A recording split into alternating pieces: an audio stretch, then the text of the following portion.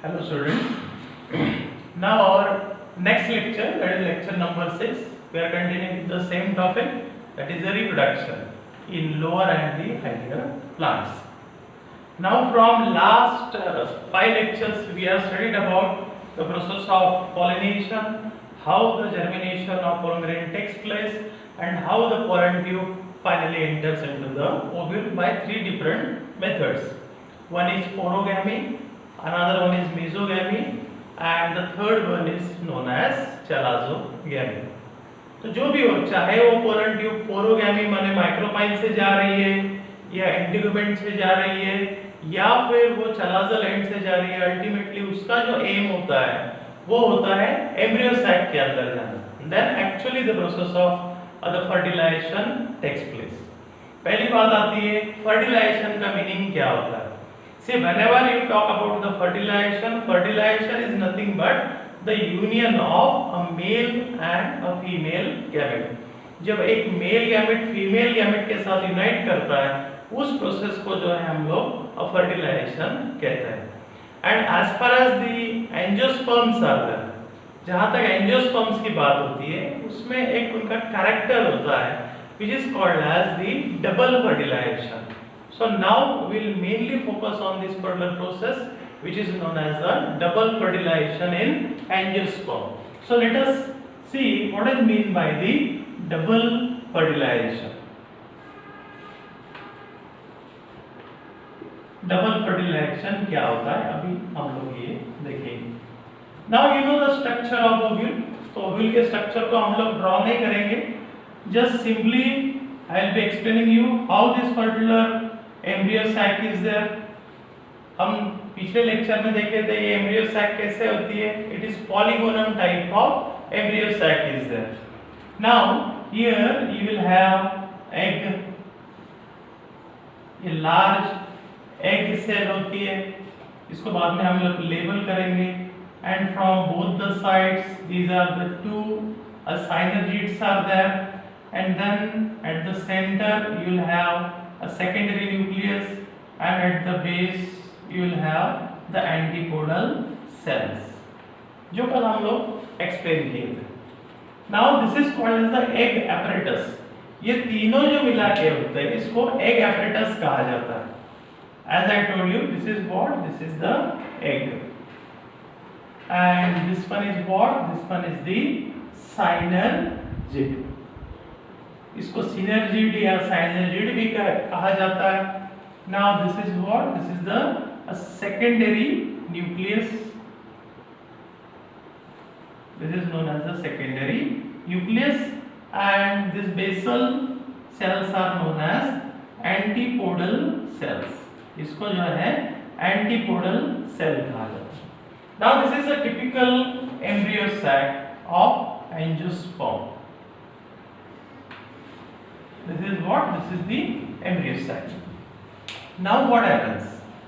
Now let us consider that whenever the pollen tube enters inside the ovule, it will penetrate the synergid. उसमें एक mechanism होता है. See this pollen tube. इसको label करते हैं. You will understand much better. This is what?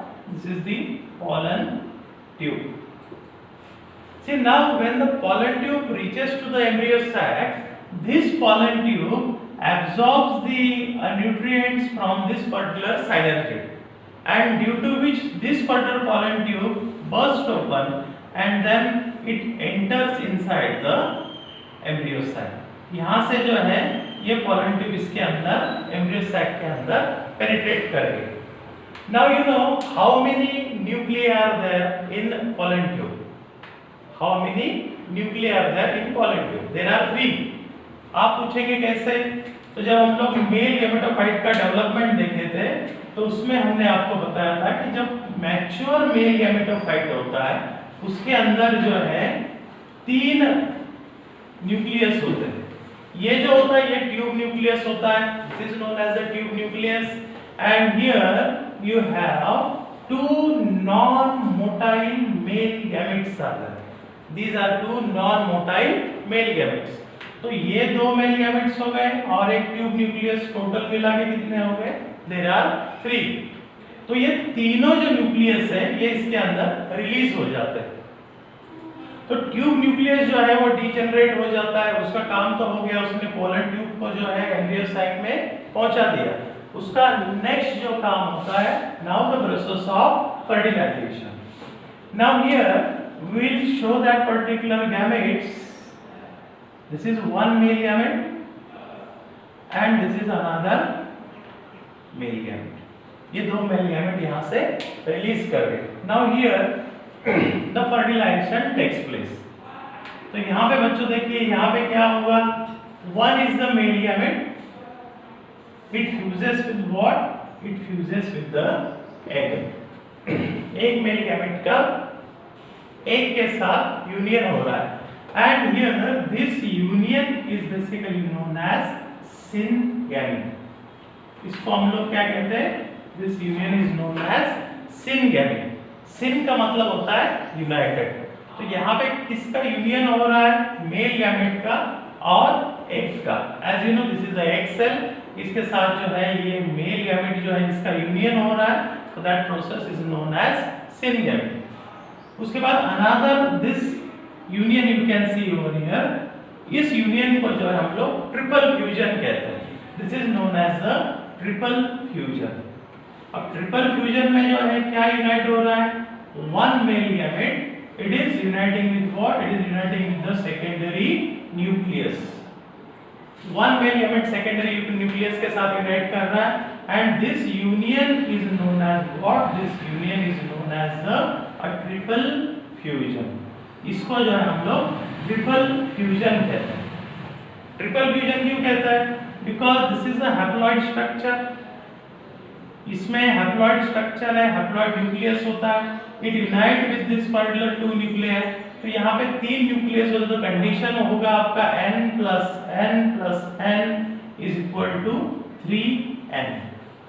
इस तरह से कंडीशन करेंगे and this process is basically known as the double fertilization. ये काफी इंपॉर्टेंट पार्ट है, स्टेट बोर्ड में भी इसके ऊपर आपको 5 मार्क्स का क्वेश्चन या शॉर्ट आंसर में जो है 3 मार्क्स के लिए एट द मोस्ट क्वेश्चन आ सकता है। Describe the process of double fertilization. तो चलिए बच्चों वापस से इसको एक बार रिवाइज कर लेते हैं कि actually why it is known as the double fertilization. Now see what happens in double fertilization. The pollen tube penetrates this cyanide. One of the cyanide basically bursts open and it allows the entry of pollen tube deep into the embryo sac. Embryo sac releases 3 nuclei. One is called as the tube nucleus and another one is the tube nucleus and another 2 are non-motile male gametes. One male gamete fuses with the egg which is known as syngamy. Another male gamete fuses with the secondary nuclei which is known as a triple fusion. So here both the male gametes are utilized for the process of fertilization. That's why it is known as the double fertilization. Is that clear? Why it is known as double fertilization? यहाँ पे दोनों mail gamete का इस्तेमाल जो है वो fertilisation process में हो रहा है, इसलिए इस प्रोसेस को जो है डबल फर्टिलाइजेशन कहते हैं। And this is a unique feature of all angiospermic plant. ये किसी दूसरे प्लांट में नहीं होता है, ये ब्रायोफाइट्स में नहीं रहेगा, अल्गी में नहीं रहेगा, जिम्नोस्पर्म में नहीं रहेगा। It is the characteristic feature of only the angiosperm और इसका कुछ बेनिफिट भी होता है। See, there are certain type of advantages of this double fertilization is there. जैसे आप यहाँ पे देखते हो one male gamete fuses with the egg, तो syngamy होगा। syngamy होने के बाद इसका रिजल्ट क्या आएगा? See, this syngamy results into the formation of what? It results into the formation of embryo. देखिए बच्चों यहाँ पे जब ये यूनियन हो जाएगा मेल और फीमेल गैमेट का, उससे अपने को क्या मिलने वाला है? We'll get the formation of embryo and that is the product of fertilization. यहाँ पे क्या मिलेगा? When one male gamete fuses with the secondary nucleus, we will get a triple fusion. Triple fusion होने के बाद यहाँ पे जो है पेन बनता है, that is called as the pen. अब पेन का मतलब होता है प्राइमरी एंडोस्पर्म न्यूक्लियस, शॉर्ट में जो है it is known as pen. वापिस से रिवाइज करते हैं इसको, इसको बोलते हैं प्राइमरी एंडोस्पर्म न्यूक्लियस। और यही पेन जो है ये आगे चल के जो है it will make what, it will make the endosperm. आगे चल के इसी पेन से जो है क्या बनता है, it will make the endosperm. And you know endosperm is a nutritive tissue, हमने 11th स्टैंडर्ड में पढ़ा है। ये जो एंडोस्पर्म होता है ये बेसिकली एम्ब्रियो को जो है न्यूट्रिशन देते रहता है as long as the seed is there. Seed के अंदर एंडोस्पर्म होगा तो एम्ब्रियो का सर्वाइवल का चांसेस जो है वो इंक्रीज हो जाता है। So this is the benefits of, or you can say the advantages of the double fertilization process is there. ये इस लिहाज से इंपॉर्टेंट है because most of the time you will have the theoretical question on this, maybe for 3 marks or 5 marks in the state board. Apart from that you will have many more MCQs which is based on this particular part. आपको example के तौर पे हम एक दो MCQs इसमें बता देते हैं कि ट्रिपल फ्यूजन के ऊपर या डबल फर्टिलाइजेशन के ऊपर आपको क्वेश्चन कैसे पूछे जाते हैं। So just to understand that basic questions you should know that this is embryo sac। ये पूरा जो एम्ब्रियो सैक होता है ये अपने आप में कैसा एम्ब्रियो सैक है, दिस इज दी हैप्लॉइड। और आपको पता है हैप्लॉइड का जो सिंबल है उसको हम लोग सिंपली एन लिखते हैं, ठीक है। और डिप्लॉइड का जो सिंबल होता है वो हम लोग कैसे लिखते हैं, 2n लिखते हैं। सो 2n is what, diploid, and single n is what, it is the haploid. तो ये जो पूरा ओवरऑल स्ट्रक्चर है एम्ब्रियो सैक का ये कैसा है आपका, this is the haploid structure. Obviously ये जो मेल गैमेट्स होते हैं ये भी कैसे होते हैं, these particular male gametes are also haploid. अब आपको सिंपल एग्जांपल लेंगे। If you take the example of onion, if you take the example of onion, इसका 2n number is equal to 16। अब देखिए यहाँ पे ध्यान से देखिएगा आपको समझ में आ जाएगा। 2n is equal to 16, so n is equal to what, n is equal to 8। समझ में आया। यदि अनियन के अंदर डिप्लॉइड कंडीशन 16 क्रोमोसोम का है तो उसका हैप्लॉइड कंडीशन कितना आएगा, 8। Now you consider this is the embryo sac of onion. यदि ये अनियन का एम्ब्रियो सैक है तो इसके साइनोइड्स के अंदर कितना क्रोमोसोम होगा, तो ऑब्वियसली उसके अंदर 8 होगा। एक के अंदर कितना क्रोमोसोम्स होगा, 8 रहेगा। Now this male nuclei will contain how many chromosome, 8, क्योंकि ये सारा स्ट्रक्चर कैसा है, haploid. This all structure is what, this is the haploid. मतलब इसमें जो भी सेल के अंदर न्यूक्लियस है including the secondary nucleus, it will shows the 8 number of chromosome और द हैप्लॉइड कंडीशन। अब एग्जाम के दौरान ऐसा क्वेश्चन आएगा, you may have the questions like this, any plant if the root tip, अभी किसी भी प्लांट का जो रूट टिप है वो ऑब्वियसली डिप्लॉइड स्ट्रक्चर होगा। रूट टिप कैसा होता है, डिप्लॉइड होता है, तो उसका क्रोमोसोम नंबर कितना है, 16। क्वेश्चन पूछा गया what will be the chromosome number of endosperm, ठीक है। अभी वीडियो लेक्चर में पूरा क्वेश्चंस लिखना पॉसिबल नहीं है। Whenever we will solve the MCQs based on this you will going to repeat this kind of questions. तो मेरा क्वेश्चन है कि इस प्लांट में एंडोस्पर्म का नंबर कितना होना चाहिए, what will be the ploidy of this particular endosperm if the chromosome number of root tip cell is 16। देखिए बहुत सिंपल इसका आंसर हम लोग निकाल सकते हैं। एंडोस्पर्म का एक्चुअली बेसिकली कंडीशन कैसा होता है, इसका कंडीशन कैसा होता है, 3n, क्योंकि ये अपने आप में कैसा है, ट्रिप्लॉइड स्ट्रक्चर है। 3n का मतलब क्या होता है, ट्रिप्लॉइड। जैसे 2n डिप्लॉइड हो गया, n हैप्लॉइड हो गया, 3n होता है ट्रिप्लॉइड स्ट्रक्चर। अभी देखिए यहाँ पे एक न्यूक्लियस है, यहाँ पे एक न्यूक्लियस है, ये दोनों न्यूक्लियस में कितना नंबर होगा, 8 प्लस 8। मेल गैमेट आ गया, हमने बताया कि मेल गैमेट के अंदर कितना क्रोमोसोम रहेगा, 8। तो यहाँ पे मेल गैमेट के अंदर 8 कितना हुआ, 24।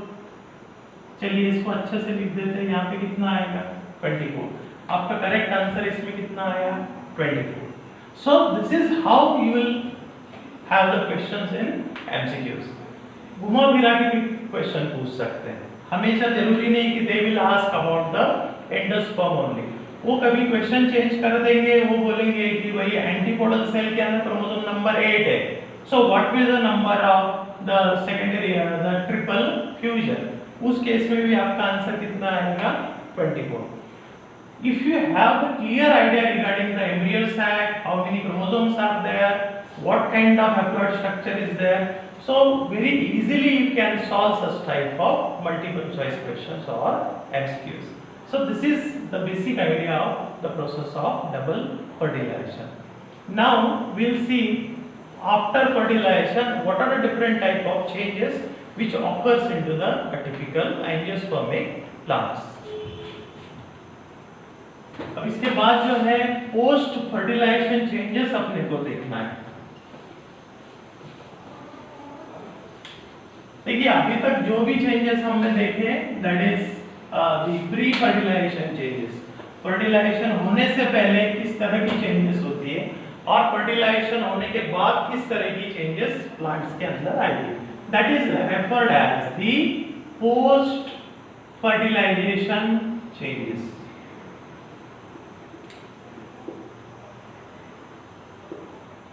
पोस्ट फर्टिलाइजेशन चेंजेस, इसमें क्या क्या after the process of fertilization. See first of all will talk about a ovary. आपको पता है व्हाट इज ओवरी। फर्टिलाइजेशन होने के बाद इस ओवरी का क्या होता है, see this ovary get transferred into what, this ovary get transferred into the fruit. 11th standard में हमने फ्रूट का डेफिनेशन पढ़ा था। If somebody ask you what is mean by the fruit, fruit का मतलब होता है it is a matured ovary or the ripened ovary is called as the fruit. तो ओवरी जो है वो फ्रूट में तब्दील हो जाती है, फ्रूट में बदल जाती है, वो चेंजेस होता है। मगर there are certain type of the fruits are there which do not undergo the process of fertilization. आपको पता है वो फ्रूट्स को क्या कहते हैं? See, these kind of fruits are basically called as the parthenocarpic fruits. ऐसे फ्रूट्स को क्या कहते हैं? पार्थेनोकार्पिक फ्रूट्स, क्योंकि इसके अंदर जो है प्रोसेस फर्टिलाइजेशन का नहीं हो रहा है, but still the ovary gets converted into what, the ovary gets converted into fruit. तो ऐसे फ्रूट को जो है हम लोग पार्थेनोकार्पिक फ्रूट्स कहते हैं। आप एग्जांपल आप बता सकते हो इसका? Example is grapes, example is banana,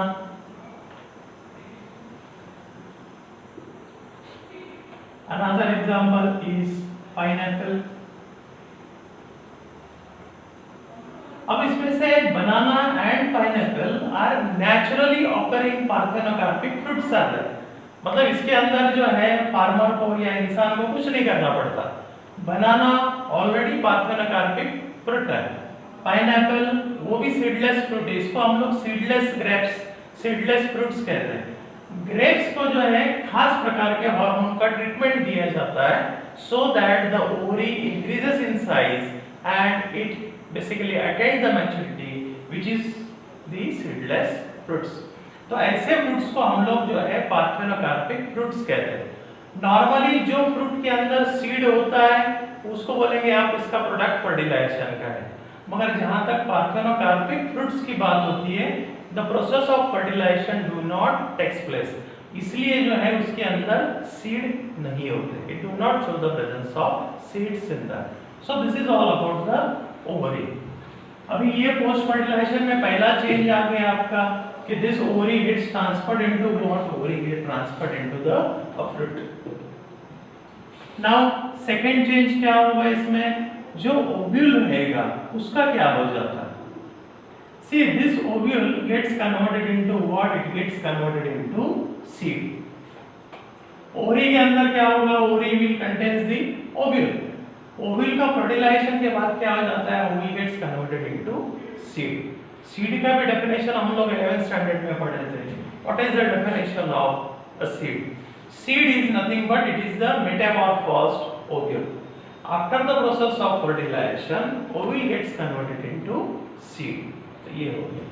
Now, ovule के अंदर टेन होता है, थोड़ी देर पहले हमने देखे थे what is mean by PEN, primary endosperm nucleus, जो कि अपने आप में ट्रिप्लॉइड स्ट्रक्चर है। This PEN is having the triploid structure.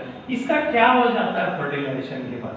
C after the process of fertilization this PEN gets converted into endosperm. This pen gets converted into endosperm. Now this endosperm is a triploid tissue and it is the nutritive tissue. आपके text book में जो है इस endosperm के जो है there are different types are given. पहला जो टाइप है उसको बोलते हैं न्यूक्लियर टाइप ऑफ एंडोस्पर्म। अलग अलग टाइप के एंडोस्पर्म रहता है, it is called as the nuclear type. Second is known as the cellular type and third one is called as the alluvial type. तीन टाइप के एंडोस्पर्म आपको angiosperm में दिखाई देते हैं। न्यूक्लियर टाइप में क्या होता है? There is a free nuclear division, there is no wall formation which is called as the nuclear type of endosperm. Cellular type में क्या होता है? जब एंडोस्पर्म बनता है तो every nuclear division is followed by the cytokinesis and resultant into the wall formation, that is known as the cellular type. Or alluvial type, it is quite common in case of all monocots which are angiosperm. तो इस तरह से जो है 3 types के endosperm आपको angiosperm के अंदर देखने को मिलते हैं, which is the product of what? It is the product of the triple fusion or double fertilization. तो ये मेजर चेंजेस जो है इनको हम लोग बोलेंगे पोस्ट फर्टिलाइजेशन चेंजेस। और बाकी चेंजेस तो फ्लावर के साथ होते हैं। You know whenever the process of fertilization ends तो फ्लावर का अपना काम हो जाता है, उसके जो कैलिक्स होते हैं, उसके जो करोला होते हैं वो ड्राई हो जाते हैं, they dries up and then the ovary enlarges into size and it gets converted into fruit. उसको भी डायग्रामेटिकली हम लोग आपको बता देंगे कि how the fruit formation and how the post fertilization changes after the process of fertilization. तो चलिए फिर से एक बार बता देते हैं। ओवरी जो है वो फ्रूट में तब्दील हो जाती है, so fruit is the matured ovary and the ovule gets converted into seed.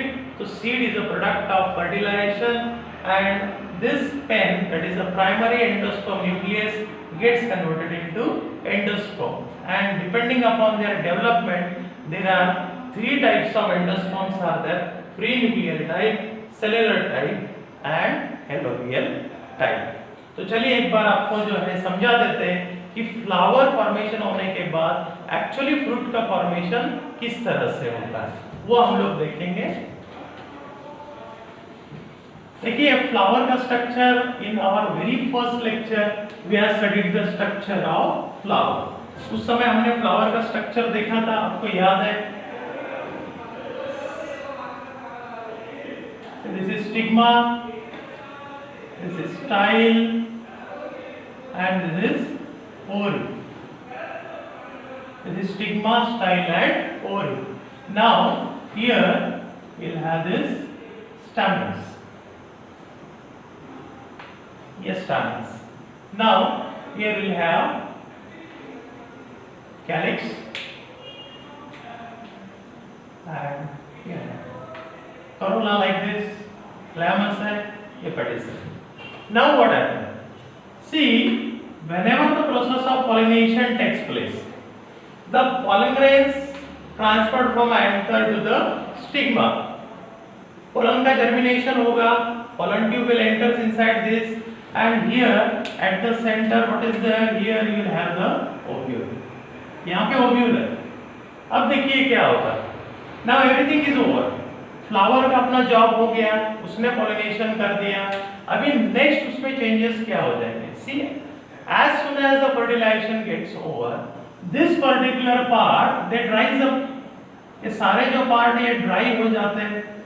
स्टैमेंस dry हो जाएंगे, निकल जाएंगे। स्टिग्मा जो है, स्टाइल जो है वो चला जाएगा, करोला जो है वो सूख के खत्म हो जाएगा। And now here you have only the ओरी एंड कैलिक्स, ये स्ट्रक्चर। अभी ये जो ओरी होती है इसका साइज बढ़ जाता है। दिस ओरी increases in size and now this ovary gets converted into what? this ovary gets converted into a fruit. इस ओवरी का किसमें था, तब्दील हो गई ओवरी फ्रूट के अंदर. और ये जो ओव्यूल होता है, this ovule, it gets converted into what? It gets converted into seed. और तब जाके जो है आपको एक फ्रूट मिलता है. अब कोई भी कॉमन ले, आप टोमेटो का एग्जांपल ले सकते हैं और you can see any type of the fruit, you can C such type of structure. उसमें इस तरह से जो है आपको कैलिक्स दिखाई देंगे. ये पेडिसिल होता है. This is what, this is the calyx. बाकी सारी चीजें जो है इसमें like corolla, then androecium, style, ये सब कुछ खत्म हो जाता है. And finally you can see the product of fertilization, that is nothing but the fruit. तो इस तरह से जो है हमने स्टार्टिंग से लेके right from the type of fertilization, that is the cell pollination or cross pollination, then we are studying the development of male and female gamete, and finally the double fertilization, and what is the end product of this particular process of fertilization, वो हमने जो है post fertilization changes के अंदर देखा. Now whatever the remaining part is there of this particular chapter, we are going to study in our next lecture. Till that time, goodbye, thank you.